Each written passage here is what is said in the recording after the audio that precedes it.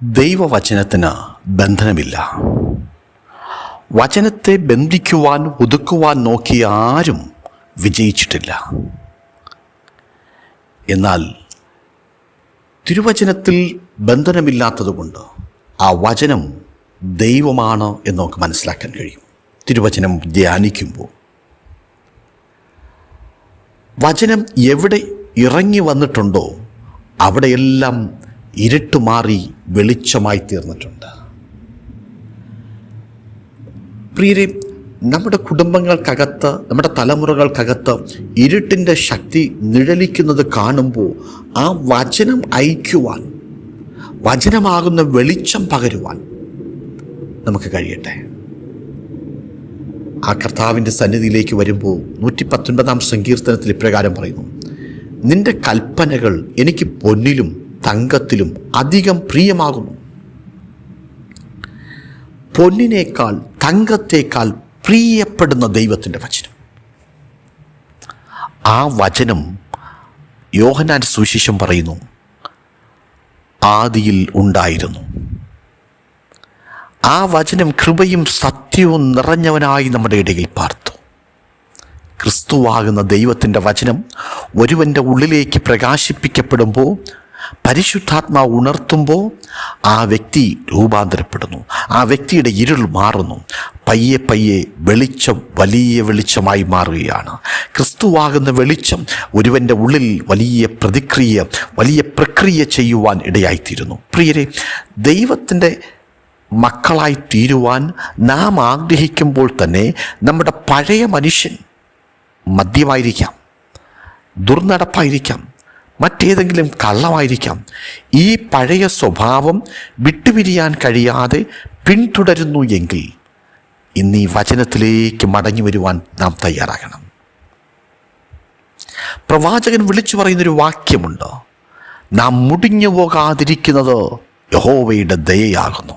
പ്രിയരെ, നാം ദൈവത്തിൻ്റെ സന്നിധിയിൽ ദൈവപാദപീഠത്തിലായിരിക്കുമ്പോൾ മുടിഞ്ഞു പോകാതിരിക്കണമെങ്കിൽ, തകർന്നു പോകാതിരിക്കണമെങ്കിൽ ആ കർത്താവിൻ്റെ ദയ നമ്മെ ചുറ്റിക്കൊള്ളുവാൻ തയ്യാറാകണം. വചനം ദീപമാണ്. വെളിപ്പാട് പുസ്തകം പറയുന്നു, സിംഹാസനത്തിൽ നിന്ന് മിന്നലും നാദവും ഇടിമുഴക്കവും പുറപ്പെടുന്നു. ദൈവത്തിൻ്റെ 7 ആത്മാക്കളായ 7 ദീപങ്ങൾ സിംഹാസനത്തിന് മുൻപിൽ ജ്വലിച്ചുകൊണ്ടിരിക്കുന്നു. ആ ദീപം ഇരുട്ടിൻ്റെ ശക്തിയെ തകർത്ത് നമുക്ക് ജയം തരാൻ കഴിയുന്ന ദീപം. ഇരുട്ടിലായിരിക്കുന്ന ജനത്തെ വിടുവിച്ച് പുറത്തു കൊണ്ടുവരാൻ കഴിയുന്ന വെളിച്ചം. ആ ദൈവിക വെളിച്ചത്തെ സ്വീകരിച്ചൊരു ദൈവപൈതൽ എവിടെ പോയാലും അവനെ ബന്ധിക്കുവാൻ, അവനെ ഒതുക്കുവാൻ നോക്കുന്നവർ ഒതുങ്ങിപ്പോകും. വചനത്തിന് ബന്ധനമില്ല, ദൈവിക വെളിച്ചത്തിന് ബന്ധനമില്ല. ആ വെളിച്ചത്തെ ആ വചനത്തെ ഒരുവൻ്റെ ഉള്ളിൽ പ്രകാശിപ്പിക്കുന്ന പരിശുദ്ധാത്മാവിന് ബന്ധനമില്ല, ഒരു പരിമിതിയില്ല. ഇന്ന് നാം ക്രിസ്തുവിനോട് ചേർന്ന് നിൽക്കാൻ തയ്യാറായാൽ, ദൈവവചനം പറയുന്നു, നിങ്ങൾ ക്രിസ്തുവിൻ്റെ തലയോളം വളർന്നു വരണം.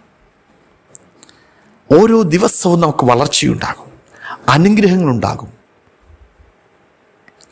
ദൈവിക വിടുതലുകൾ നാം പ്രാപിക്കുവാനിടയായിത്തീരും.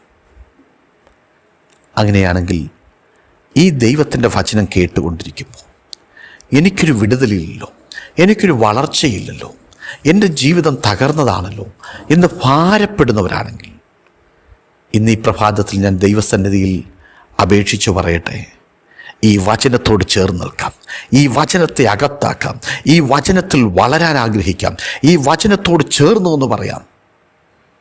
ഈ വചനമാകുന്ന വെളിച്ചം എന്നുള്ള ഇരുളിനെ വലിച്ചു മാറ്റി ക്രിസ്തുവിനെ പുറത്തു കൊണ്ടുവരുവാൻ, എന്നിൽ വളർത്തുവാൻ ദൈവം സഹായിക്കണം.